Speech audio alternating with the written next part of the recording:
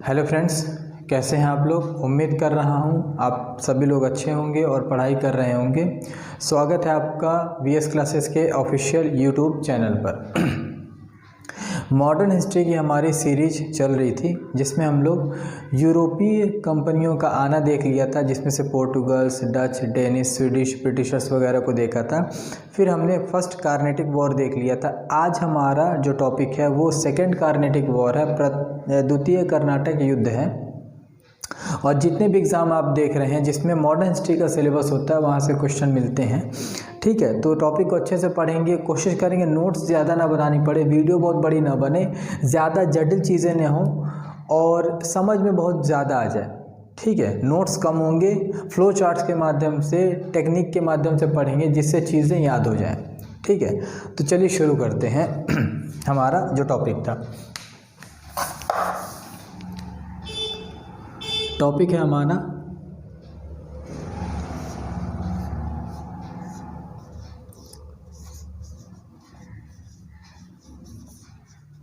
Second Carnatic war, या इसी को बोलते हैं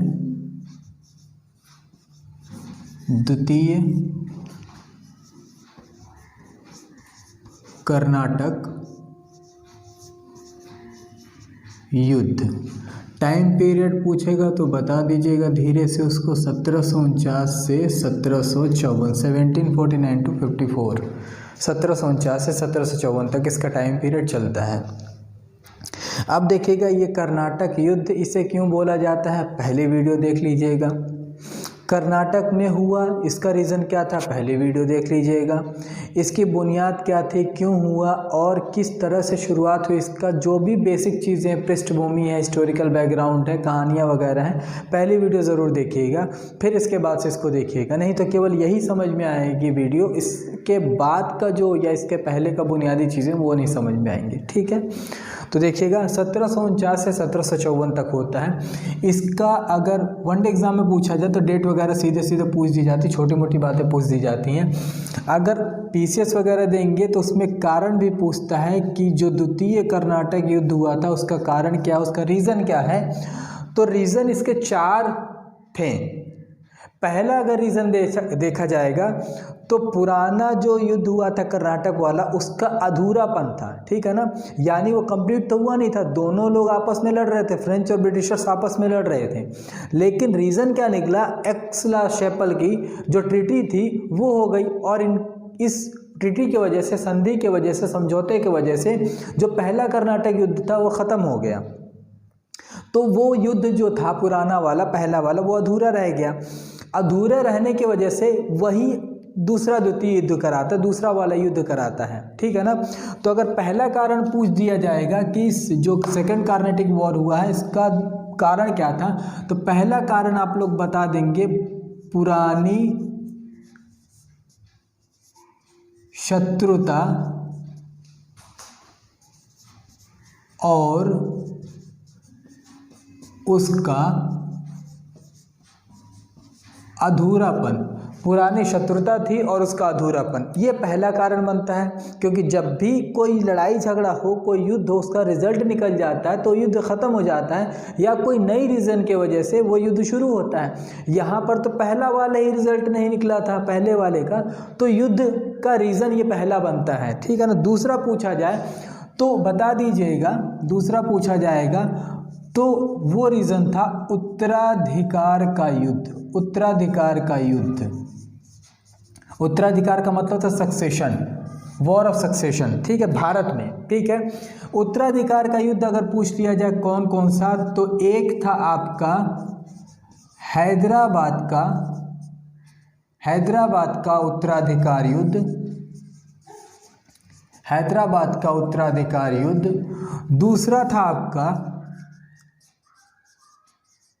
कर्नाटक का उत्तराधिकार युद्ध, कर्नाटक का उत्तराधिकार युद्ध। तीसरा कारण था तंजौर का उत्तराधिकार युद्ध। हैदराबाद का उत्तराधिकार का युद्ध, कर्नाटक का उत्तराधिकार युद्ध, तंजौर का उत्तराधिकार युद्ध। ठीक है ना। उत्तराधिकार का मतलब होता है जैसे कोई व्यक्ति पद पर हो, किसी पोस्ट पर हो, किसी भी जगह पर हो, उसके जाने के बाद या उसके न रहने के बाद उसकी जगह पर कौन गद्दी पर बैठेगा, ये होता है उत्तराधिकार। जैसे कोई पिता है तो वो अपनी संपत्ति का उत्तराधिकारी अपने बेटे को बनाता है। ठीक है ना। कोई भी ऐसा व्यक्ति होगा तो अपने उत्तराधिकारी चुन सकता है या बना सकता है अपने हिसाब से। तो वैसे ही हैदराबाद में जो शासक थे उनके लोगों के बीच में उत्तराधिकार का युद्ध हो गया। जो कर्नाटक था उनके शासकों के बीच में उत्तराधिकार का युद्ध होने लगा। तंजौर में भी ऐसा चल रहा था। तो ये भी रीज़न बनते हैं उत्तराधिकार युद्ध के। दूसरा का, ठीक है ना, ये दूसरा कारण बना। दूसरे कारण में 3 अलग अलग कारण बनते हैं। तीसरा कारण अगर पूछ दिया जाएगा, जिसको यूपीएससी पूछा करती है किसी भी चीज़ का तात्कालिक कारण, तो तात्कालिक कारण अगर पूछ लेगा तो बता दीजिएगा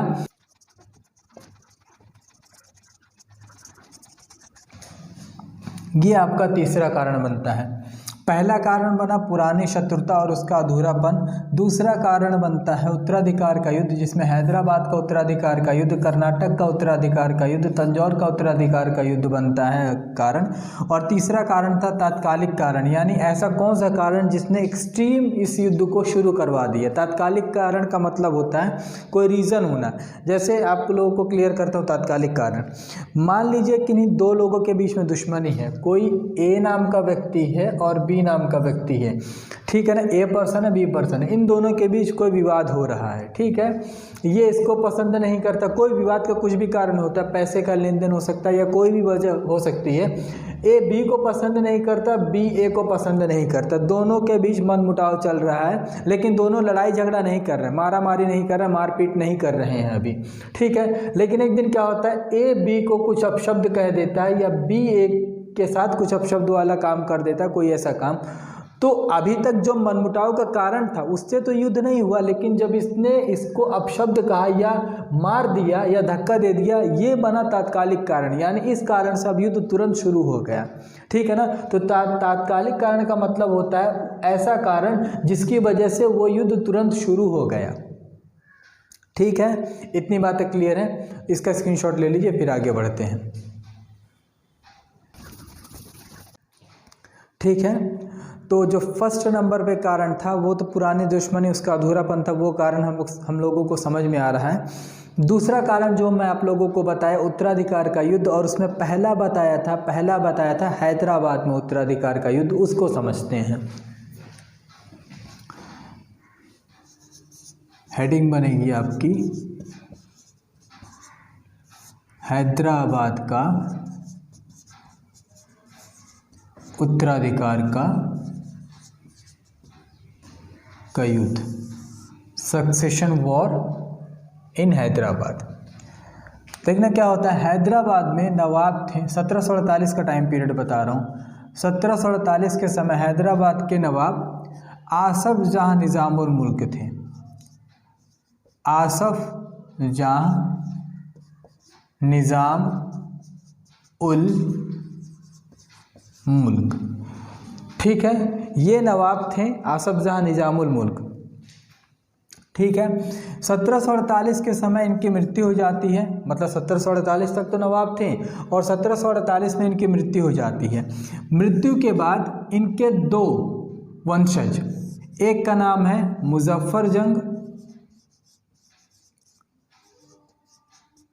मुजफ्फर जंग और दूसरे का नाम है नासिर या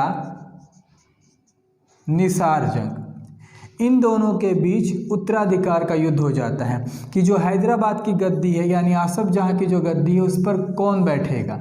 ये हो जाता उत्तराधिकार का युद्ध इन दोनों के बीच, मुजफ्फर जंग और नासिर जंग। ठीक है ना। इसके बाद से ये पहला हैदराबाद वाला बना। दूसरा कर्नाटक को भी यहीं देख लेते हैं, कर्नाटक का उत्तराधिकार युद्ध, कर्नाटक का उत्तराधिकार युद्ध। ठीक है ना। इसमें देखना नवाब थे सबसे पहले वाले इस समय में। ठीक है। सबसे पहले मतलब इस पर्सपेक्टिव में बता रहा हूँ, परिप्रेक्ष्य में बता रहा हूँ। नवाब थे दोस्त अली। ठीक है। दोस्तली की हो चुकी है मृत्यु, उनकी जगह उनका बेटा बैठा है गद्दी पर, नाम है उसका अनवरुद्दीन। ठीक है, अनवरुद्दीन गद्दी पर बैठा है। ये दोस्तली का बेटा है, पुत्र है। और दोस्तली के दामाद हैं। दोस्तली का जो दामाद है उसका नाम है चांद साहब या चंदा साहब, जो बोलना चाहें आप लोग, चांद साहब और चंदा साहब। तो कर्नाटक में इन दोनों लोगों के बीच उत्तराधिकार का युद्ध होता है कि गद्दी पर कौन बैठे, क्योंकि दोस्तली के बाद गद्दी पर बैठ चुका है अनवरुद्दीन, तो और उसका दामाद भी तैयार हो गया। किसका दामाद है ये? दोस्तली का, कि इस गद्दी पर मैं बैठूंगा। तो दोनों के बीच उत्तराधिकार का युद्ध होने लगता है। हैदराबाद में उत्तराधिकार का युद्ध हो रहा है मुजफ्फर जंग और नासिर जंग के बीच में, कि हैदराबाद की गद्दी पर कौन बैठेगा। और कर्नाटक में युद्ध हो रहा है अनवरुद्दीन और चांद साहब के बीच की गद्दी पर कौन बैठेगा। अंग्रेज इस पर नज़र जमाए हुए थे, इंटरफेयर तो करेंगे ही, जहाँ पर विवाद है वहाँ पर अंग्रेज हैं वहाँ पे उस समय के टाइम पे, क्योंकि फूट डालो शासन करो वाला सिस्टम है। तो क्या करते हैं ये, अब देखना यहाँ पर आते हैं ब्रिटिशर्स। ठीक है, और गवर्नर आपको बता चुका था सबसे पहले फ्रेंच डुप्लेक्स था उस समय। तो यहाँ पर हम फ्रेंच डुप्लेक्स को ले लेते हैं, या आप इससे समझिएगा डुप्लेक्स। ठीक है ना। ब्रिटिशर्स क्या करते हैं, ब्रिटिशर्स दोनों जगह अपना अपना कैंडिडेट समझ लेते हैं। ठीक है ना। फ्रेंच डुप्लेक्स की अगर बात करूं तो डुप्लेक्स क्या करता है, यहाँ पे हैदराबाद में मदद करता है मुजफ्फर जंग को।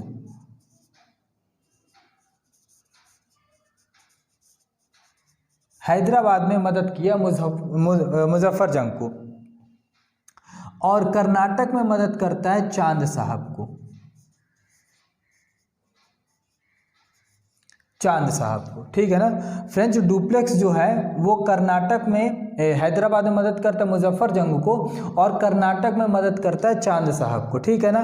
बचे हुए कौन, अब बच गए यहाँ पर अनवरुद्दीन बच गए और इधर नासिर जंग बच गए, तो इनको मदद कर देते हैं अंग्रेज यानी ब्रिटिशर्स। ब्रिटिशर्स हैदराबाद में मदद करते हैं नासिर जंग को, हैदराबाद में मदद करते हैं नासिर जंग को, और कर्नाटक में मदद कर देते हैं अनवरुद्दीन को, अनवरुद्दीन को। ठीक है ना। इसका ट्रिक बता दे रहा हूँ कैसे याद करेंगे आप लोग। बी से होता है ब्रिटिशर्स, ठीक है, और इसके बाद याद कर लीजिएगा BNA। आप लोगों ने बायो में DNA पढ़ा होगा, बहुत जल्दी पढ़ाऊंगा बायो भी में, तो DNA पढ़ा होगा, डीऑक्सी न्यूक्लिक एसिड, तो D के जगह B कर देना, तो ये हो जाएगा BNA। B से हो जाता है आपके ब्रिटिशर्स, N से हो जाएगा नासिर जंग, और A से हो जाएगा अनवरुद्दीन। ठीक है, तो इस तरह से याद हो जाएगा। और जो दूसरा ट्रिक है उसको याद कर लीजिएगा, DMC, DMRC है ना, दिल्ली मेट्रो रेल कॉरपोरेशन, तो वैसे DMC कर लीजिएगा। D से हो जाता है आपका डुप्लेक्स जो फ्रेंच की तरफ से था, M से हो जाएगा मुजफ्फर जंग, और C से हो जाएगा चांद साहब। तो इस तरह से भी याद कर सकते हैं कि डुप्लेक्स ने मुजफ्फर जंग का साथ दिया और चांद साहब का साथ दिया, ब्रिटिशर्स ने नासिर जंग का और अनवरुद्दीन का साथ दिया। इतनी बातें याद हो चुकी हैं आप लोगों को। ठीक है, तो अब देखना, जब ये लोग एक एक कैंडिडेट छांट लिए हैं हैदराबाद में कर्नाटक में, हैदराबाद में कर्नाटक में, इसका टेबल थोड़ी देख लीजिएगा, और साफ यहाँ लिख देता हूँ। देखना, एक तरफ है ब्रिटिशर्स, एक तरफ है फ्रेंच, यहाँ पर है हैदराबाद, यहाँ पर है कर्नाटक। ब्रिटिशर्स मदद किए हैं नासिर जंग को और हैदराबाद में, और फ्रेंच हैदराबाद में मदद कर दिए हैं मुजफ्फर जंग को।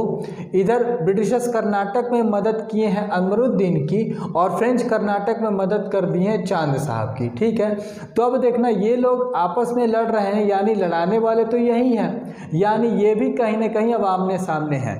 फ्रेंच और ब्रिटिशर्स इनडायरेक्टली अभी आमने सामने हैं। ठीक है ना। तो ये हुआ आपका हैदराबाद का उत्तराधिकार का युद्ध और कर्नाटक का उत्तराधिकार का युद्ध। ठीक है, यहीं पर देखते हैं छोटा सा तंजौर का उत्तराधिकार का युद्ध। इसका स्क्रीनशॉट ले लीजिए, मिटाता हूं इसको।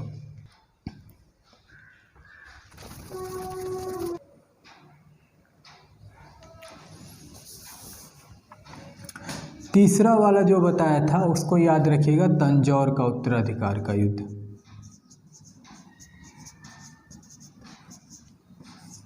तंजौर का उत्तराधिकार युद्ध, तंजौर तमिलनाडु। ठीक है, देखना क्या होता है, 1738 में पहला उत्तराधिकार का युद्ध होता है तंजौर में। ठीक है ना, तंजौर में पहला उत्तराधिकार का युद्ध हुआ और इस समय इसमें जो फ्रेंच गवर्नर है, एक फ्रेंच गवर्नर कौन है, ड्यूमा, इसका नाम है ड्यूमा। ये क्या करता है, जब उत्तराधिकार का युद्ध तंजौर में चल रहा था तो उसमें पार्टिसिपेट करता है, मतलब भागीदारी अपनी कराता है और बदले में क्या, कराईकल बस्ती प्राप्त कर लेता है। यानी जब पार्टिसिपेट किया वहाँ पर तो इसको बदले में कराईकल बस्ती मिल गई। ठीक है, 1738 में, यानी फ्रेंच लोगों की यहाँ पर जीत होती है। इसी समय थोड़ा लगभग 10 सालों बाद तंजौर में ही दूसरा उत्तराधिकार का युद्ध होता है 1749 में। ठीक है ना, 1749 में दूसरा तंजौर का उत्तराधिकार का युद्ध होता है और यहाँ पर फ्रेंच पार्टिसिपेट कर लिए थे, अंग्रेज नज़र जमाए बैठे थे कि हमारा भी मौका आएगा, अपना टाइम आएगा, अपना टाइम आएगा। ठीक है ना, तो क्या होता है, यहाँ पर अंग्रेज पार्टिसिपेट कर देते हैं, ब्रिटिशर्स पार्टिसिपेट करते हैं और जब पार्टिसिपेट करते हैं तो ये जीत लेते हैं देवी कोटाई नामक जगह, देवी कोटाई नामक जगह। जब पहला उत्तराधिकार का युद्ध हुआ था तो उसमें फ्रेंच लोगों ने पार्टिसिपेट किया और कराईकल नाम की बस्ती जीत ली। जब दूसरा उत्तराधिकार का युद्ध हुआ तो उसमें अंग्रेजों ने पार्टिसिपेट कर लिया और देवी कोटाई नाम की जगह जीत ली। यानी जो तंजौर का उत्तराधिकार का युद्ध था ये भी कारण बनता है ब्रिटिशर्स और फ्रेंच के वॉर का। ठीक है, तो अभी तक आप लोगों को तीनों कारण समझा दिया मैं। हैदराबाद का उत्तराधिकार का युद्ध जिसमें आसफ जाह निजामुल मुल्क है और उसके 2 कैंडिडेट तैयार हो गए कि उत्तराधिकार के युद्ध के लिए। कर्नाटक में भी दोस्त अली का जो बेटा अनवरुद्दीन गद्दी पर बैठा हुआ है और उसके बाद चांद साहब भी तैयार हो जाता है गद्दी को प्राप्त करने के लिए। ये 2 कारण बता दिया आप लोगों को। तंजौर वाला देख चुके आप लोग, 1738 में हुआ, फ्रेंच पार्टिसिपेट किए और ड्यूमा क्या करता है, कराईकल नाम की बस्ती जीत लेता है। 1749 में अंग्रेज पार्टिसिपेट करते, देवी कोटाई नाम की जगह जीत लेते हैं।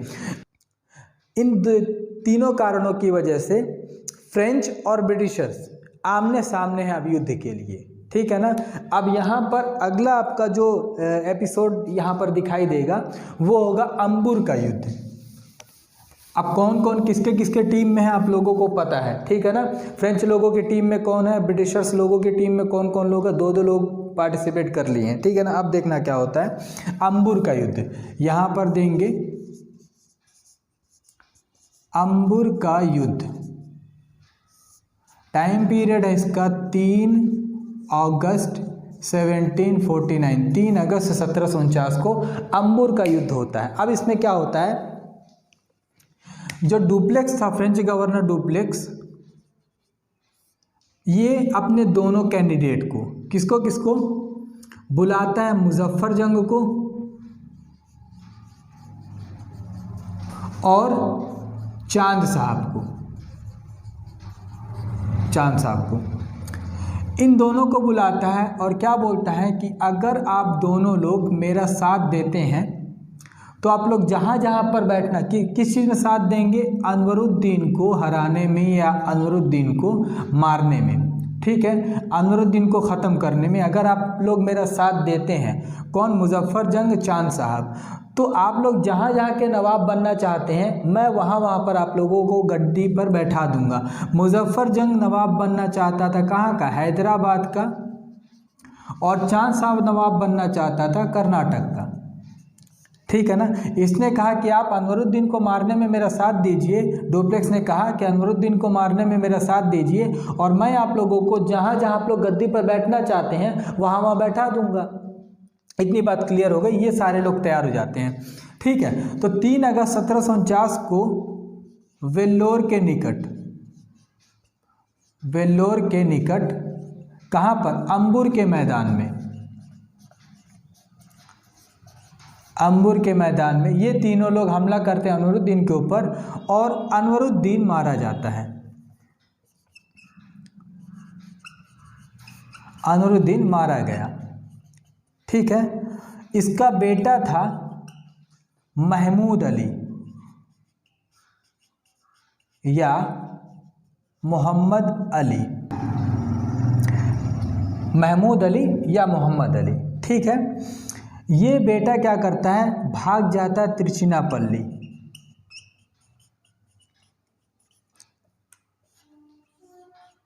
क्या किया, भाग गया, ये तिरुचिनापल्ली भाग जाता है। क्या क्या कहानी हुई, डुप्लेक्स इन दोनों को बुलाता है, मुजफ्फर जंग को और चांद साहब को, बोलता है कि आप दोनों लोग अगर मेरा साथ देते हैं अनवरुद्दीन को मारने में, उसको गद्दी से हटाने में। अनवरुद्दीन कौन है, ये कर्नाटक का नवाब है, ठीक है ना।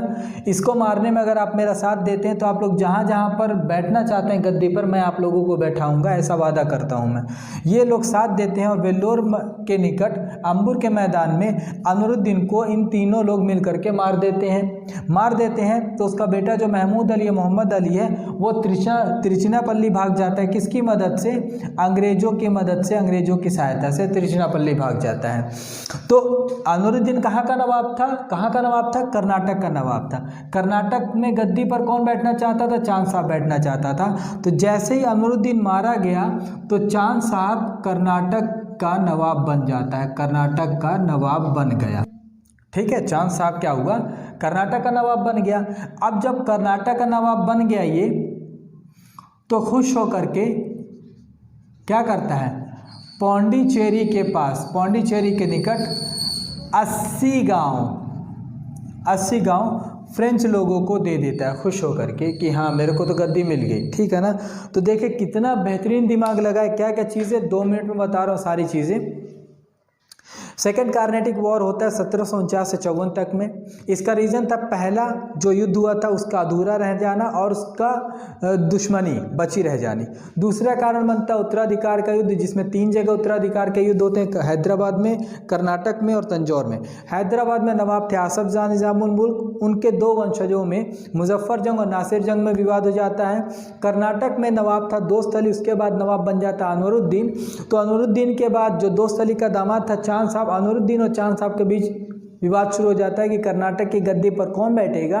तंजौर के उत्तराधिकार युद्ध 1738 में फ्रेंच की तरफ से ड्यूमा पार्टिसिपेट करता है और कराइकल नाम की बस्ती जीत लेता है। 1749 में जो तंजौर का युद्ध होता है उसमें देवी कोटाई नाम की जगह अंग्रेज जीत लेते हैं।